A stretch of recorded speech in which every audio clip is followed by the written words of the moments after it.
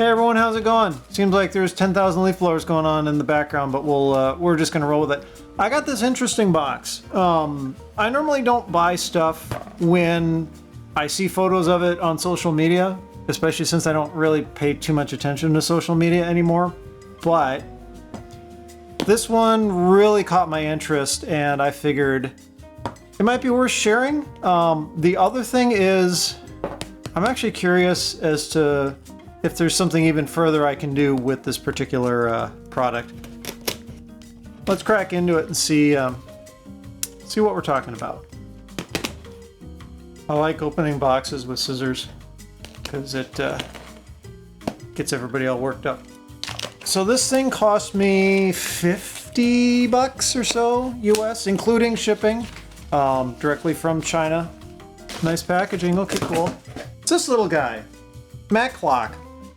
There's, I think, a few different versions of this out there. I've seen some that don't have the actual Apple logo on it, that it's just like rainbow stripes, and then some that also have like an additional silkscreen printing of like the name of the company that makes this. So I'm pretty sure they're all the same thing, but some companies like resell them and put their own branding, or maybe they're too afraid of pissing off Apple, sort of a thing.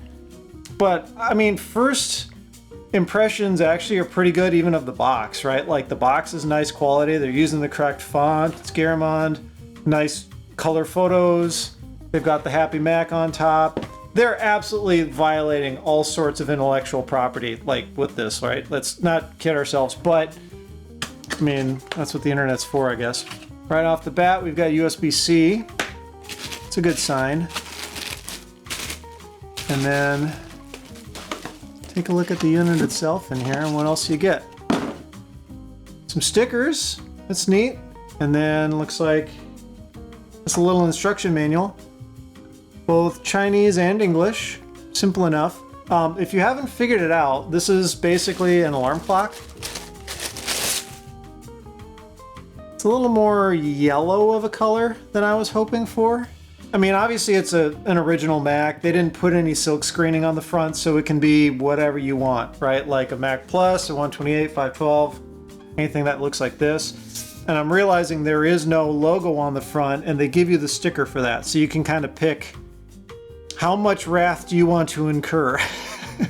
Do you want to put the full logo on there, or do you just want to go with the stripes? You can even put like the Macintosh and stuff on the back. Looks like there's some spots for that on here, so that's pretty neat.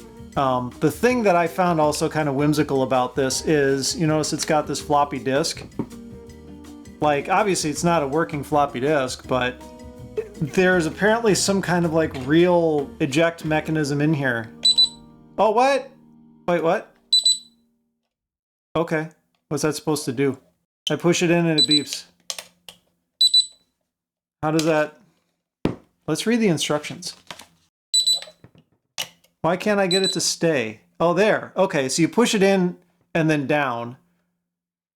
I guess you just kind of get your fingernail in there and pop it back out. And then it booted up. This thing does have a battery in it, which I found rather interesting. Backlight on off. Press backlight button. Where is the backlight button? On the top. Oh, it's just a touch under the handle bit. Okay, so you touch where the handle is. That's kind of neat. And the other cool thing that I'm noticing, and this is what really caught me in the photos that I wasn't 100% sure would be true when you get the actual product. You can see it better if I turn the backlight off. Notice how it's got like a glossy front on it? That glossy front is actually curved as if it was a CRT. I mean, obviously there's an LCD panel behind it, but they put a decent amount of effort into making this thing look good. Okay, so the wheel on the front changes the brightness, although it's the opposite of kind of what you would expect. You roll the wheel to the right to increase the brightness and to the left to decrease it. That's opposite of like the way it is on the original machines with the CRT. That's neat. It's just like where you would expect it. There's a couple of buttons on the bottom, looks like time and alarm. And supposedly there's some like different modes. Yeah, so you can change like the temperature, because I'm a stupid American and we use everything in non-metric numbers here. Long press the clock button to change time setting. lock button. Guess this one? Oh, and then you press this one again to confirm and go to the next thing. So it's just a real simple push one button and then scroll the wheel around kind of a thing. And the temperature obviously is just like interior temperature where this thing is. It's not, as far as I'm aware, this doesn't have any sort of internet connectivity. There's no Wi-Fi. It can't, that would be cool. Like if it could tell you what the temperature is where you live. I mean, it does what it says on the box, at least. It's a clock, and I'm sure you can set an alarm. It looks like you do get a battery indicator up there, and then the whole thing just charges through USB-C on the back. That's the only connection. It looks like it's just 4 screws, and I mean, again, gotta give them credit. Like, look at where the screws are on the back of this thing. They're in the exact same places as they are on the actual Mac. So that's what really got me so interested in this thing. Like, I didn't need an alarm clock. I've got plenty of things that can do that, but it's a really nice mold. And let me show you a little hint at something I'm hoping this can help me with. I'm pretty sure this sucker was inspired by one of these. You may have seen these online. This is a 3D printable model with a color LCD in it, and it's got a Raspberry Pi Zero stuffed inside here. I'd like to say somebody came up with this project like 2 or 3 years ago. And because it's a Raspberry Pi, you can just like run whatever you want. The whole gist of it was you'd get a macOS emulator on here so that it actually becomes a legit mini Mac. I've never been crazy about this case though. Like it looks decent enough, but it's obviously 3D printed and nobody can ever get the colors quite right.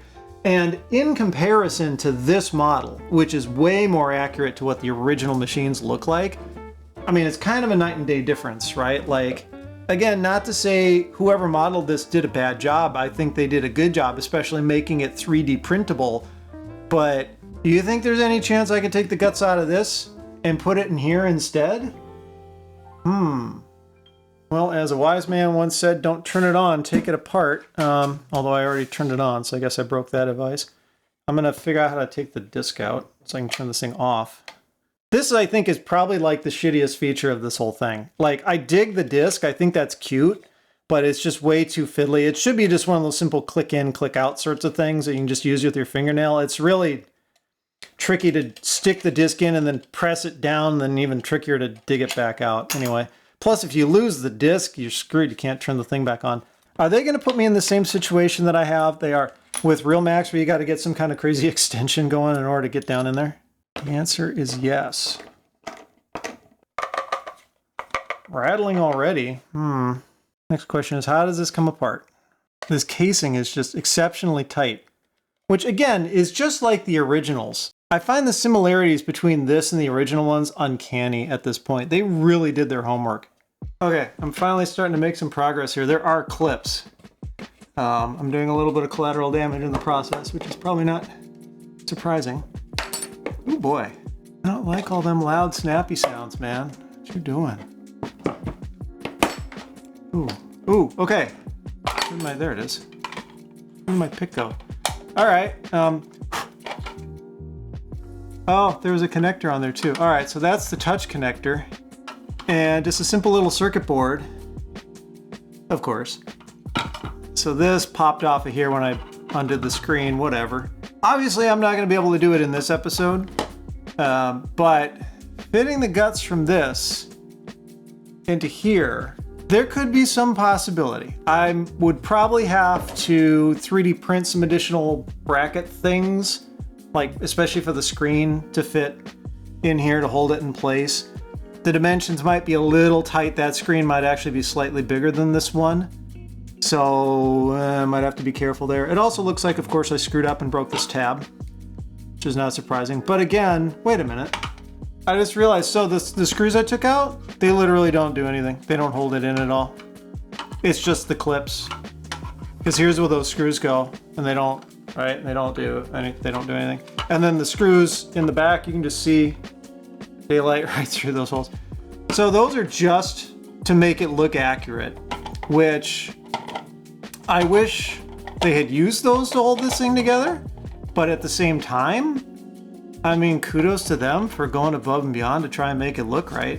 And I also like that it's a standard 18650. At least I think that's what this is. So that inevitably when this battery fails, you can get another one. It was hot glued in, but obviously not very well, considering it just popped out. Yeah, 18650 with a little connector on the end. And it just kind of fits in there. Overall, not bad. Not bad from a engineering perspective. Of course, now I got to put it all back together because I'm an idiot and started doing this before, like taking thumbnail photos or any beauty shots. Yeah, just press this back together. I mean, I got the one tab on the corner that's broken, so that'll help me get back in. So I just finished putting the stickers on this thing, and it makes it look even better. I went with the actual Apple logo just to play the part. They even had little stickers for the disc, including the original label, like off of what the boot disc looked like. They're definitely not like just kind of half-assing it when it comes to the intellectual property infringement, I guess you could say, because they give you, you know, multiple Apple logos, the Macintosh thing. The label on the back says it's made by a company called Wonderboy Innovation Design Company. So yeah, I'm pretty sure Tim Apple's going to be out their door shortly after this video goes live. But buy it while you can, I guess. I got mine off of eBay, but I've seen these on AliExpress and Amazon as well, and I will include the Amazon link down in the description. I mean, it's $50 is kind of a lot of money for a pretty basic alarm clock, right? Even if they just like went whole hog with the intellectual property infringement, instead of that basic beep, had the alarm sound be the Mac startup chime. Like, I think that would have maybe made this a little bit more compelling for the money, but at the same time, I'm just really impressed by the build quality of this thing, and especially the fake CRT appearance. They were really paying attention. So either way, I mean, it's a cute little alarm clock for your desk. If you like this one, I'd appreciate a thumbs up and be sure to subscribe. Here's another episode you should check out. And as always, thanks for watching.